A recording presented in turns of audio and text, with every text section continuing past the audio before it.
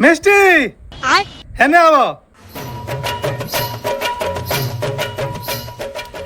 बड़ा खुश बाड़ू मिष्टी, का बात बा? खुश ना रही, हमरा स्कूल के गर्मी के छुट्टी हो गई पापा। गर्मी छुट्टी हो गई? वाओ। तब अब कहिया खुली? अब 1 महीना के बाद खुली। तब अब का प्लान बा? प्लान इहे बा कि अब हमनी के मामा गाँव जाइम जा। मम्मी कहत तारी।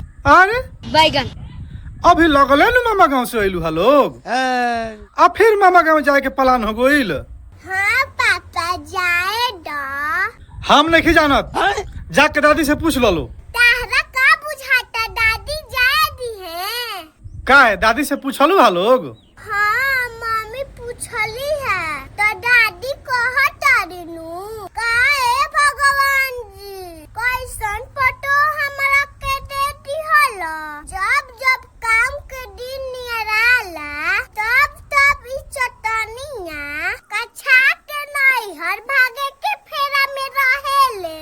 गेहूं के कटनी में इहे हाल कइलस। कटनी करे के डरे नहीं हर भाग गई। अब धान के रोपनी नियराई बा तब फिर नहीं हर भागे लागल। हाँ तो ठीक है, तो कहा तारी दादी। अच्छा, जब जब काम के दिन नियराता तब तब तोरा मम्मी के नैहरे लौकता। और दादी कहत तारी कि कान खोल के सुन रे चटनिया। अब की हाली तोरा धान के रोपनी करावे के बा।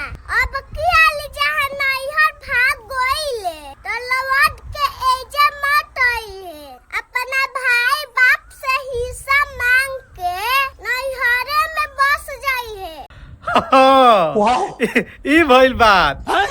दादी 1 नंबर के फसिला सुनौले बाड़ी। अच्छा, तब तार मम्मी का कली है? मम्मी को हटारी कि अरे बुढ़िया तोरा नैहरवा में तोर भाई बाप तोरा के हिस्सा देले बका कि हमारा नैहरवा जो होता रे ढेर बोलबे नु टटल जी भिया का बाल ले मरे बुढ़िया। हे प्रभु, हे हरि राम कृष्ण जगन्नाथ प्रेमानंद, ये क्या हुआ?